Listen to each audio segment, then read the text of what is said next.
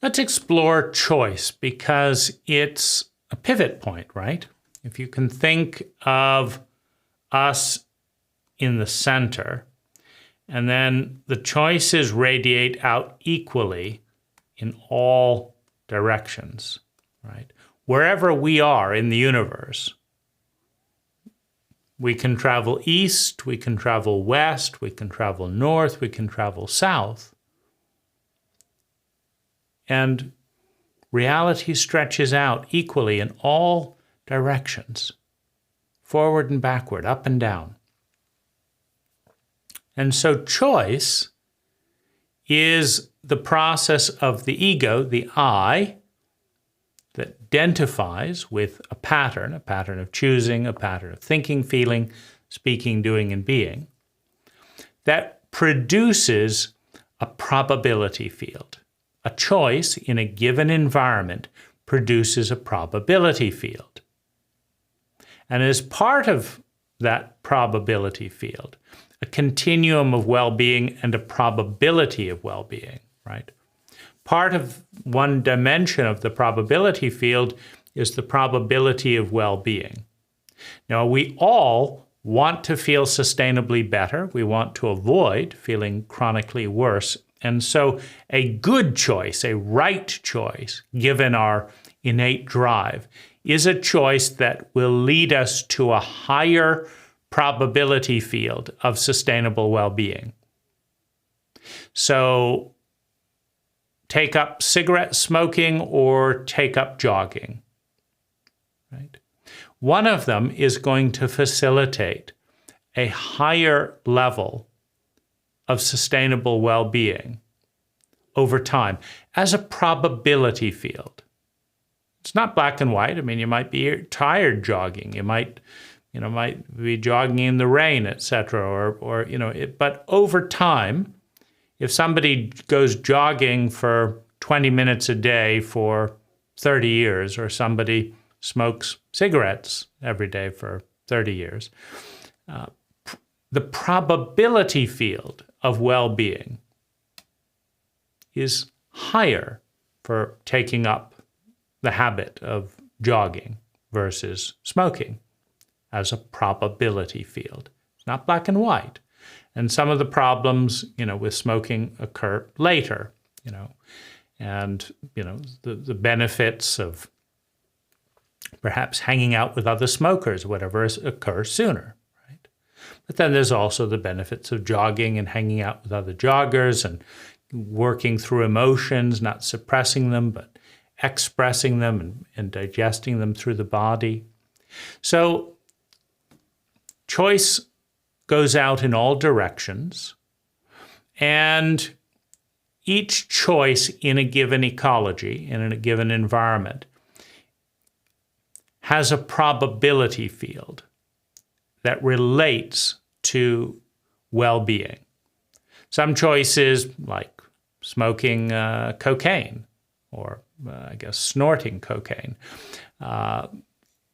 produce a high level of well-being immediately, but a lower level of well-being over time. Other choices, such as investing money for the future, to have more choices in the future, have a more painful level of well-being right now.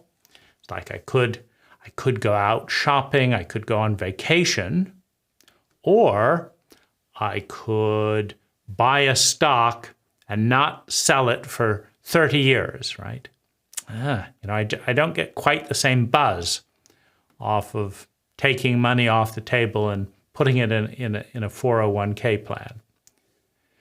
But over time, right? So some choices feel good right now and feel bad over time, and other choices feel bad right now but feel good over time. Getting into shape, going on a diet, that type of thing. It's nicer to have another slice of chocolate cake. But over time, it would be really nice to lose 15 pounds or lose 40 pounds or whatever it is, the amount that's making me chronically uncomfortable. This is one of the keys. Like choice, the art of choosing well, is the golden key, right?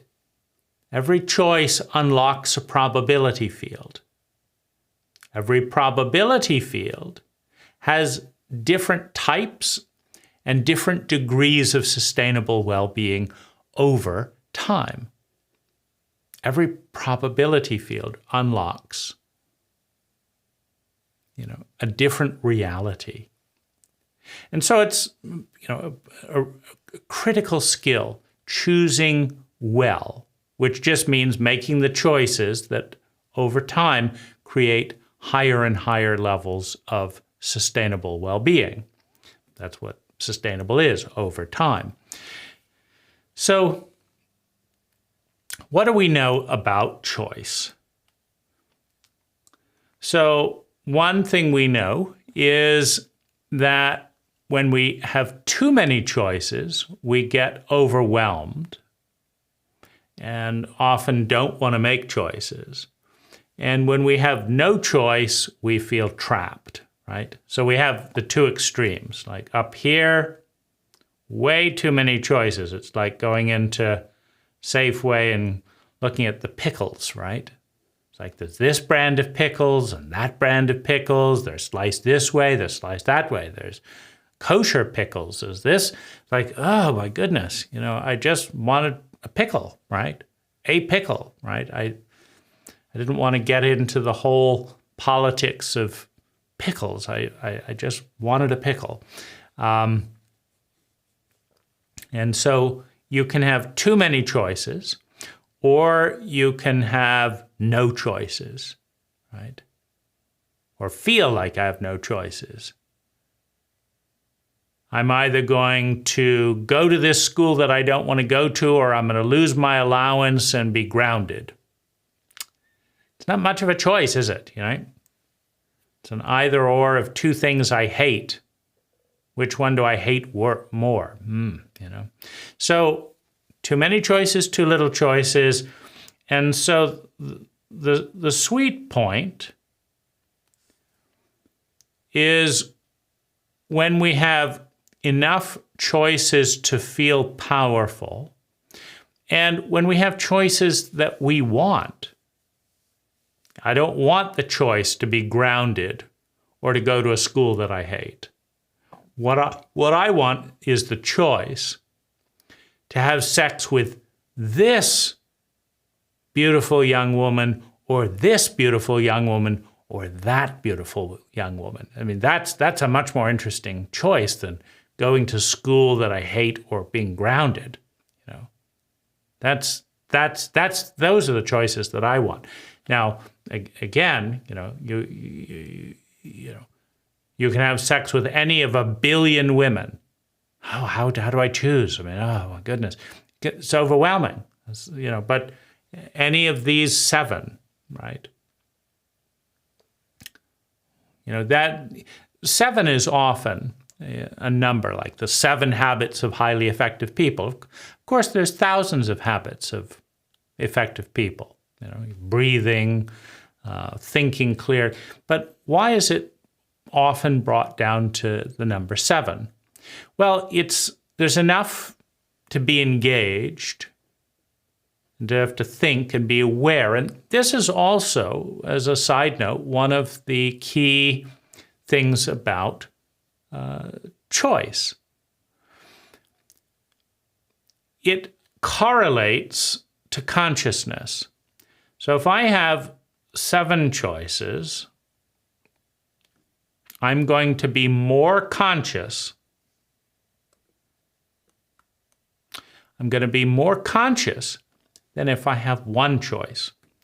Now, why? Well, one of the reasons is if I only have 1 choice, is there any point to think about it? Right? I just have 1 choice. That's all the food in the refrigerator. I'm not going to sit down and think, gee, what would I like to eat to dinner? I've got a bowl of ravioli in an otherwise empty fridge. it doesn't require much thought. There's no gestalts, there's no insights, there's no, gee, I would really, really love a little bit of paprikaed ham, right? A bit of sliced fresh pineapple, some fresh baked bread. That's what I want. That's exactly what I want. No. No stores are open, no choice. All the restaurants are closed or hundreds of miles away, no choice. No neighbors around for miles. There's only one bowl in the refrigerator, right? Day-old ravioli, take it or leave it. Okay, I guess I'll eat ravioli, right? It's because there's only one choice. So there's nothing to think about, there's nothing to cultivate or develop, right? You can't think, wow, what if I added capers to my paprikaed ham? Let me try that. I mean, what's the point of thinking about that if there aren't any capers, right? So when you have enough, and of course, if you have 1 million choices, it's too much, so there's no consciousness. So your consciousness expands as you go from one choice to two choices. That's a huge expansion in consciousness. Should I do this one or that way? Pizza? And I was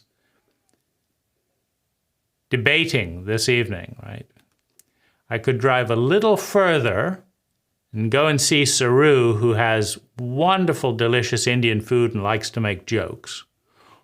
Or I could stay closer and have the best pizza in my county. One is a little healthier, the other one a little easier, less driving and traffic and stuff, right? So weighing the options. So as you go from 1 to 2, the possibility field and the amount of consciousness expands exponentially. It's huge, right? Go from 2 to 3, 3 to 4. I could have sushi here. I could do this here. After around 7, it often gets a little overwhelming, or you have to start writing it down and doing kind of 1 to 10 scales, because it's hard to hold more than 10, 7 complex items in mind and choice. You have to start writing it down. But as you go up, to a good number, one just starts to feel, very engaged, and there's consciousness. And there's an interest, so more choices, going from 1 to like 7 or 10 or whatever, more choices lead to more consciousness. And more consciousness leads to better choices. If you do, for example, a spreadsheet, and you rank each of your values 1 to 10, and do like 7 core values, and then you pick 7 options that you could take, and you rank each of the options relative to your core values.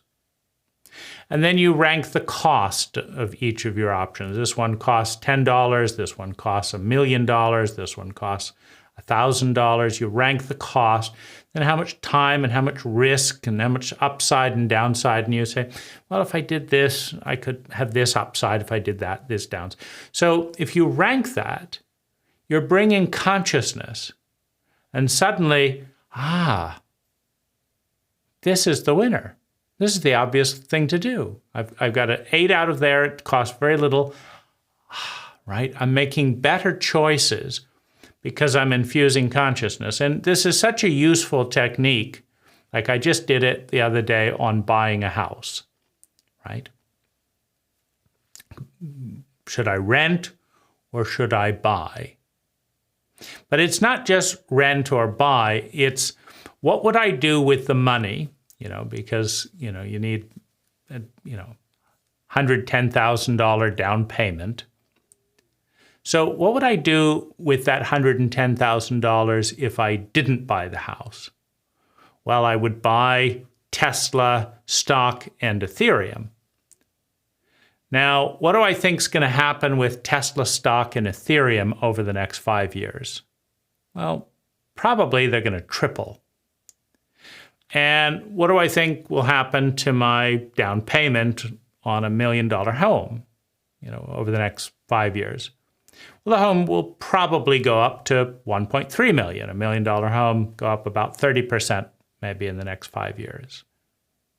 So, but it's less likely that the house would than that Tesla and Ethereum would. So on a purely financial level, there's more liquidity in buying a stock, etc., than buying a house.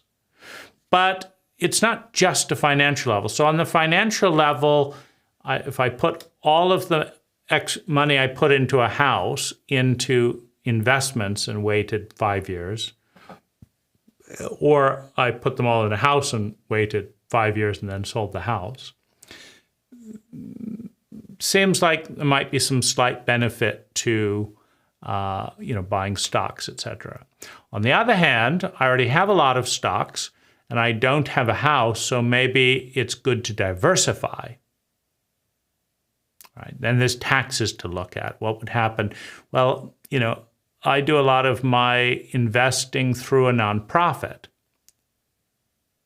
So I donate money to the nonprofit and I invest in the nonprofit because most of my goals are nonprofit goals, right? And so the money will ultimately be spent towards helping the most people experience the highest amounts of sustainable well-being. Because that's the most exciting goal that I can think about, and that includes me, right? So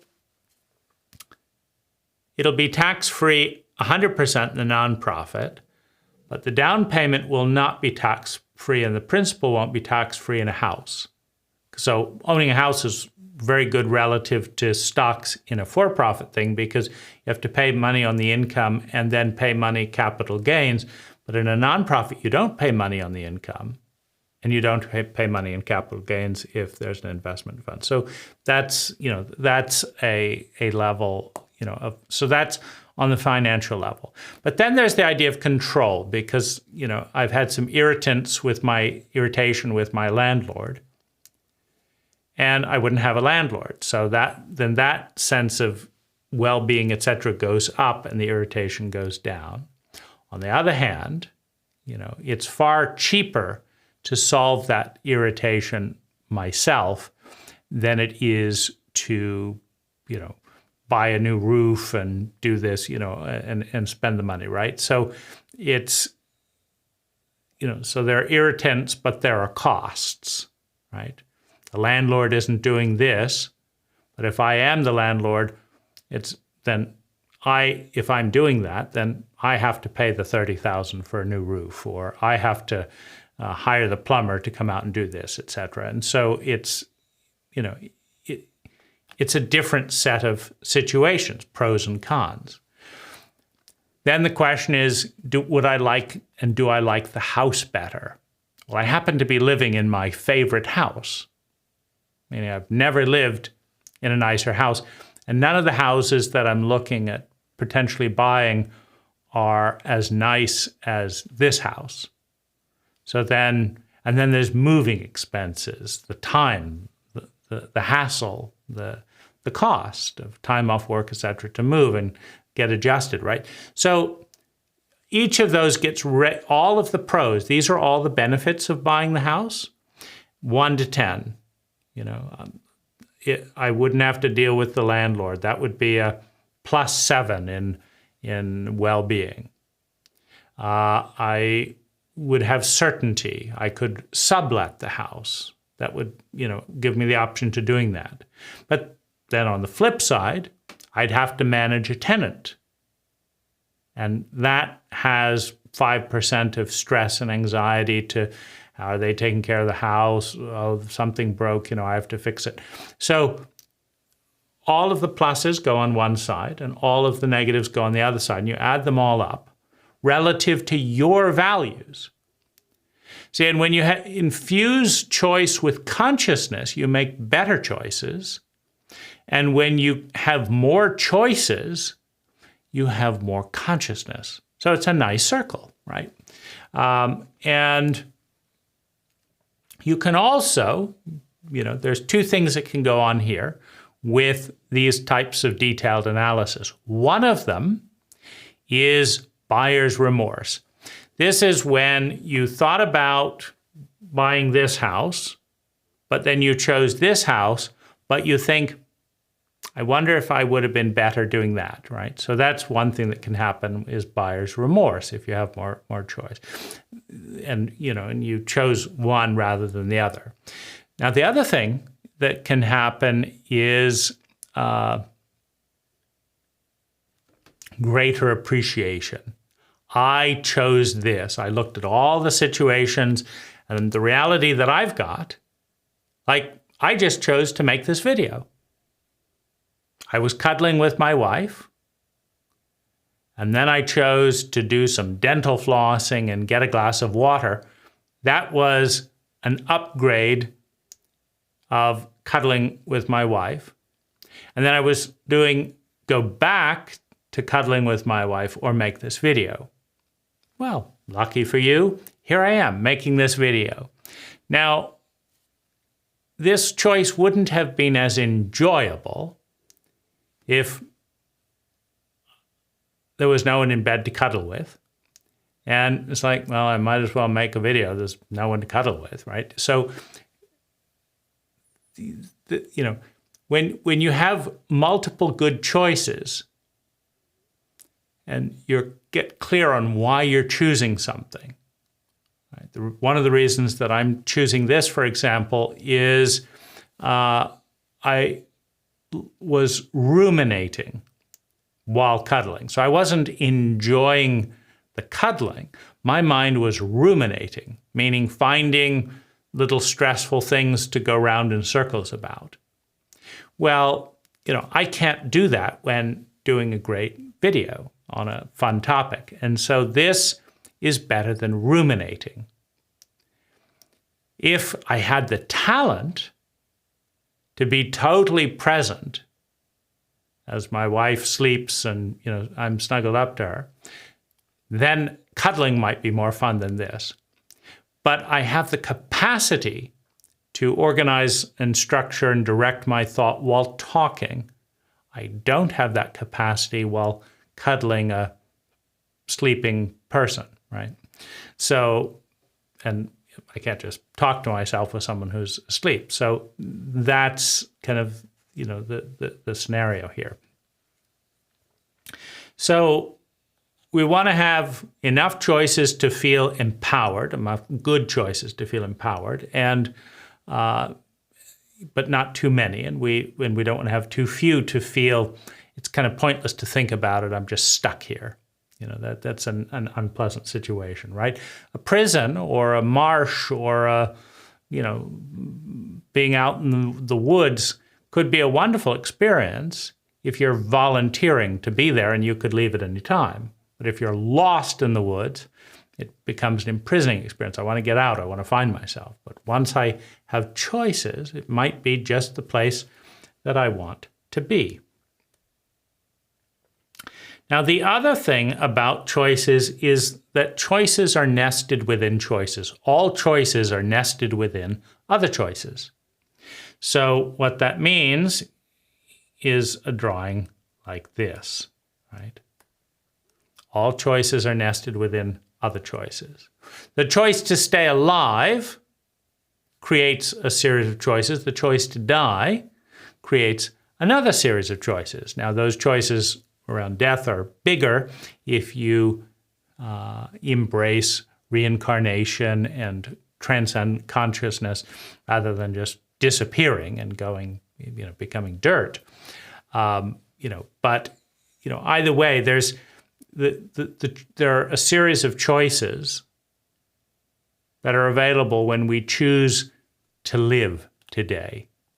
And there are a series of choices available when we choose to stay on this planet rather than to fly into space or fly to Mars. If we choose to turn right at the intersection, we come to an intersection, we turn right, there are a series of choices that makes possible as we encounter certain landmarks that are on that side of the road, right? If we turn left, there's another set of choices. So every choice is nested within other choices. And so, the choice to eat half of my toast is nested within the choice of making or having toast. Once I make myself a piece of toast, I can choose to eat half of it, a third of it, right? That's nested within that choice. So all choices are nested within other choices. And some choices, like in order to get to some points, we have to make other choices, right? So this is where the statement begin with the end in mind is. Like, I want to, I just heard that really cute girl is going to that college. I want to hang out with that girl. Well, she's at that college. So in order to make that choice a reality, I have to enroll in that college or into the neighborhood or whatever, right? And so that's, the one choice makes other choices that support it necessary. I want to be healthy. That's a choice, right? And so we have some choices that are abstract. So choices have different degrees of abstraction. I want to spend time with that girl is a specific choice. And then I have to make other specific choices underneath it that support it. Now, if I choose to be healthy, this is more of a center choice, right? I choose to be healthy. And this is, there's no action there. You notice an abstract choice, a center choice, because you have kind of destination choices that need support. A center choice is abstract, and it needs to have specific choices around it that support it, right? So I choose to be healthy, completely abstract. It's not actionable. I choose to be healthy. I choose to be healthy. I choose to be healthy. It's just words, right? It's an idea. It's an abstract. So once we understand what the nature of the abstraction is, vital, living a long life, these are, again, abstracts. I want to feel vital. I want to live a long life. I want to contribute to our ecology. Now we can start saying things like, I'm going to eat organic. I'm going to jog 20 minutes a day. I'm going to meditate 20 minutes a day, because that controls blood pressure and this. I'm going to stop smoking. I'm going to listen to an interesting book. I'm going to write goals. I'm going to laugh. Here's a good one, by the way. Get a pencil, get a pen. It's remarkable. 5 seconds, I feel happier already. It triggers the physiology of laughter, smiling, etc. Just stick a pen in your mouth. I'm going to do that 3 minutes a day, because laughter is the best medicine, right? So these are supporting choices that take us in the direction of the abstract ideal, which isn't an action. Health is not an action. It's an experience that is facilitated by supporting choices that cluster around it, right? So, this is also, perhaps one of the more important things. You have to decide where you want to end up. And this is where the Platonic ideals come in. So we have beauty, truth, and goodness as three faces of the ideal, the beautiful world, the true world, the good place. It has three faces, right? The truth is more beautiful than a lie. The truth is more good than a lie, right?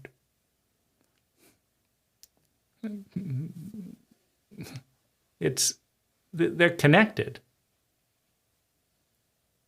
Goodness is more beautiful than badness. Truth is, they all support each other. They're three faces of the beautiful world, the ideal, the perfect world that doesn't exist, but that we all pursue. The perfect world, the ideal world, right? Health is an ideal. And eating organic food takes you closer to that ideal. Eating salad rather than pork chops, a little closer to the ideal. So choices, right? Our specific choice of what our ideal is. I want to live in a world like this. I want to experience this ideal. Health, vitality, beauty, right? An ideal. That's the first choice, to choose our ideal. And those are very important choices. I choose to be unhealthy. I choose to fail. I choose to be successful. What's that? I choose to be successful. What's that? No. On time, accomplish my goals, generate more capital every year. What is the direction of that success? So we need the abstract choices, the ideal choices, but they're useless without the supporting matrix.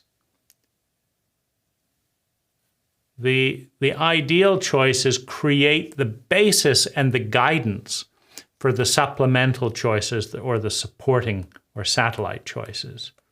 So we then create a series of smaller choices that lock in and lead us closer to the ideal. And the ideal is the why. Why are you eating organic food? Because I want to be healthy. Why did you pick a salad instead of that chocolate cake? Because my ideal is beauty. I get pimples with the chocolate cake, but salad is good for my skin, is nice olive oil, is this. So it's the ideal. I want to be beautiful. I want to be healthy. And so I'm doing this, right? And so the discipline, which comes similar to the word disciple. What is a disciple? A disciple is someone in service who's learning, who's serving an ideal. To be a disciple of Christ, for example, is to serve, to honor, to attune to the ideal. You represent something I find beautiful, good, and true. I would like to be your disciple. I choose to be your disciple, right? And, with biographies and digital media, etc., you don't have to live with the person that you serve or that's part of your ideal on the journey, right? I'm listening to a biography of Buckminster Fuller right now. Buckminster Fuller is not the ideal of beauty, truth, and goodness, but he embodies certain characteristics, certain strengths that I find beautiful, good, and true. And so learning how he did that and how he came to the supplemental choices that he made are giving me ideas for supplemental choices that I can make to pursue my rendition of the ideal. Beauty, truth, goodness in a personal way. So that's why the ideal and the what is the secondary, the supporting choices. The important choice is the ideal. I choose to be happy. I choose to be healthy. I choose to have fun. Those are key choices. Those pivot a lifetime, but they're abstract. There's no happy place and unhappy place, right? It's an ideal. But because I choose to be happy, I choose to have a dog. And I choose to play with the dog. And I choose to treat the dog well. Because it leads me towards happiness. Leads me towards beauty. A dog is more truthful in their reactions than a human being. It leads me towards truth, beauty, goodness, right? So these are the supporting choices, and it's important, right? Because you can do a lot of supporting choices. I'm going to do this, I'm going to do that, for no particular reason. Why? Well, it's just the thing to do. I think it's a good thing to do, right? There's no why, there's no underlying sense of, because I'm doing this, I'm going to be closer to happiness. On the other hand, you can choose to be happy and sit around moping and not make any of the 20 or 30 choices that would facilitate the experience of happiness, the abstract. So there are specific choices, there are abstract choices. The abstract choices are more important, they're more fundamental, but they're less real, right? It's a paradox. They have more impact. If you make the choice to be fundamentally happy or the choice to be fundamentally unhappy, you will then gravitate instinctively towards things that will support those fundamental choices. In even attention, right? If you choose to be happy, there are things that are going on that can support that. If you choose to be unhappy, there are things that are going on that can support that. And we can't focus our mind fully on one area and the other at the same time. We have to focus, right? And so our focus is to some extent organized by our intention. And our intention is shaped by these fundamental abstract choices. I'm never going to be happy. Okay, that's a fundamental abstract choice. And so now I've got to overlook this good thing, do this, do that, etc. And so it has more impact, and yet it's all the supplemental choices on attention and support that has the actual, that manifests the intention.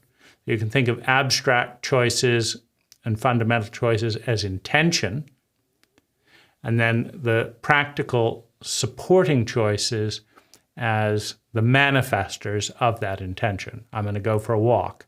I'm going to go for a run. I'm not going to go for a walk. I'm going to watch TV for the next 36 hours. Those are supplemental and practical choices. And, you know, among the many choices that we have is to measure impact or not, right? So we can have, you know, the choice to be happy and look at all of that, and we can measure our progress, or we can choose to be happy, not make any of the choices that make us happy, and just keep affirming our happiness and not measure and say, you know, I'm not actually making any headway. I'm just saying the words once a week. It's my mantra. I choose to be happy. I choose to be happy. There, I've done that for the week. And then I'm not actually getting any happier. And so the choice to measure what matters, is a key element to integrating the abstract choices and the supporting choices, right? Because if we're not measuring the gap between our abstract choices and our supporting choices, then we could say, I want to be happy, and then I watch Netflix 36 hours in a row, and I feel exhausted after that. And then I just say, I want to be happy, and I just do it again, right? But if we say, no, I'm not heading, let me cut back on Netflix. I feel happier, but not entirely. Like 1 hour a day. Oh, that's exciting. But 36 hours in a row, exciting for the first 3 or 4, but the whole next week is kind of dissociative and shot, right? I'm not going to do that. So let's do this, and then and then I didn't make any money watching Netflix. So happiness, fulfilling our needs for survival and security. What if I turn 3 of those 4 hours into making money and investing it? Now I have more security that I'm going to take care of my future, right? And so by measuring, this is my intention, this is my ideal, and what percentage, how close am I getting to that ideal every single day? Am I getting 10% closer to my ideal every single day, every single month, every single year? Am I getting 10% further away? Like the whole decade, I just got more and more unhappy. Okay. What are you going to do about it, right? Well, I have to make new choices that support this, right?